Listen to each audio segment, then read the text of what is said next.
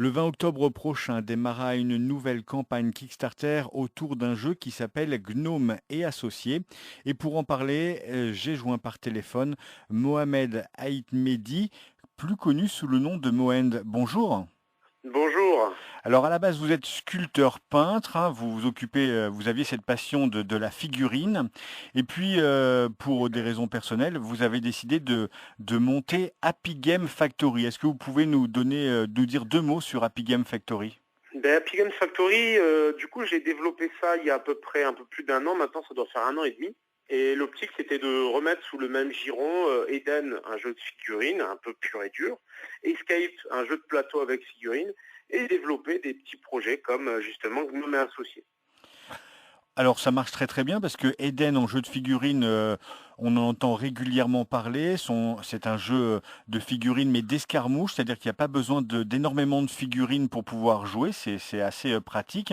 Escape, il a tellement bien marché qu'il a été en rupture de stock. On en reparlera d'ici la fin de l'année ou en début d'année 2017. Et puis donc il y a ce jeu Gnome et Associés dont une campagne Kickstarter est lancée le 20 octobre prochain. Vous pouvez nous parler de ce jeu? Bien sûr, en fait, Gnome et Associés, l'idée nous est venue tout simplement après un salon, comme souvent. Parce que on en discutait, on se disait que finalement nos mécaniques plaisent toujours énormément, que en gros on réussit à toucher un public de plus en plus large. Mais effectivement, quand il y a des gens qui se pointaient au Festival des Jeux de Cannes avec leur petite famille, forcément Eden étant dans un univers un peu borderline, ado adulte on va dire, avec vu qu'on est dans un univers post-apo, là Gnome et Associés, c'était vraiment l'idée de commencer à avoir un univers un peu plus féerique, pouvoir jouer des trolls, des fées, des gnomes, des petits trucs assez mignons finalement avec une mécanique facile d'accès mais quand même qui permettait d'avoir assez de profondeur pour s'éclater sur des bonnes longues parties aussi. Donc c'est un jeu pour lequel toute la famille est invitée à se retrouver autour d'une table, c'est-à-dire que c'est pas simplement comme Eden un jeu adulte, mais vraiment tous les âges vont pouvoir y C'est accéder. ça. Oui, tout à fait. En fait, l'idée, c'est vraiment que chaque joueur va jouer une guilde. Donc, ça peut être autant des voleurs, des brigands ou encore des usuriers, des artisans.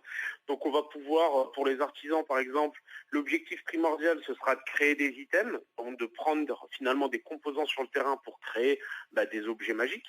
Et c'est comme ça qu'on va gagner de l'or, alors que les brigands, eux, auront plutôt comme volonté d'aller cogner sur le gars d'en face, sur l'équipe d'en face, pour pouvoir récupérer du butin. Et donc comme ça, on va pouvoir avoir une mécanique où tout le monde va pouvoir s'y retrouver, parce que ce ne sera pas seulement du rentre dedans ou ce genre de mécanique qui est plus classique en fait.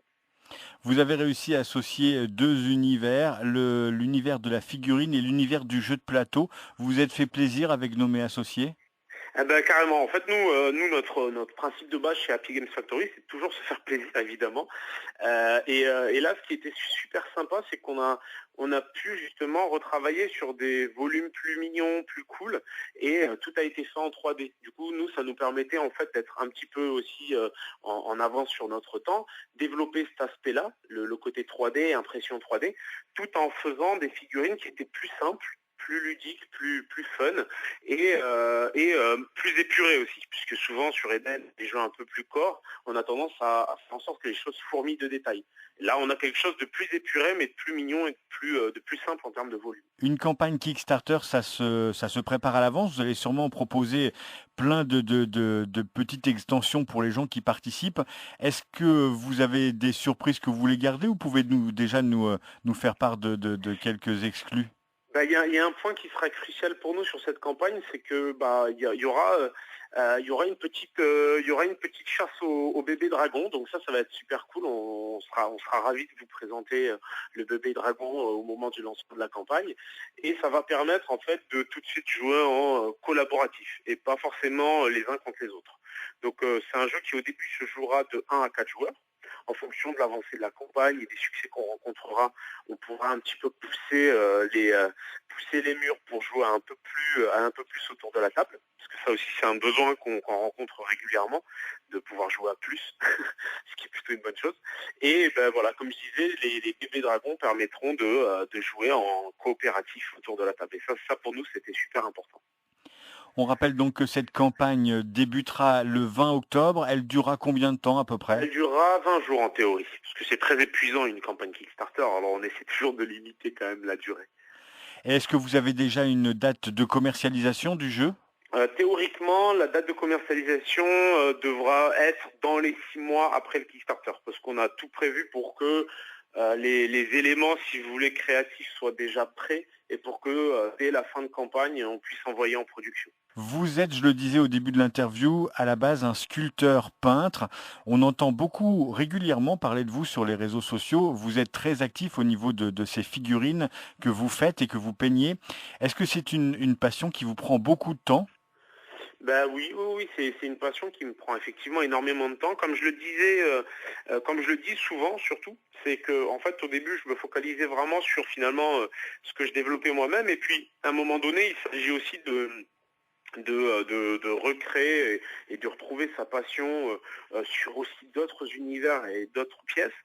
Ces temps-ci, par exemple, ça nous a fait vachement de bien. J'ai peint du Conan, c'est un jeu qui a été créé par Monolith, au final, j'ai pu partager un petit peu ce savoir-là avec d'autres gens via ma chaîne YouTube.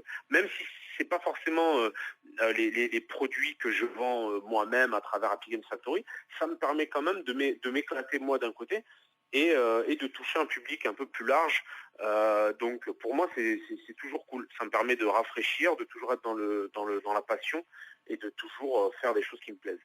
Et puis c'est des vidéos qui donnent envie aux gens de peut-être se mettre à la peinture parce qu'on pourrait croire que la peinture est réservée à une élite et en fait il y en a pour tous les niveaux au niveau de la peinture sur figurine. Ben, tout à fait. En fait, l'idée, elle est de désacraliser aussi le côté peinture. Les gens, en fait, il y a pas, mine de rien, la société française est pleine de petits préjugés.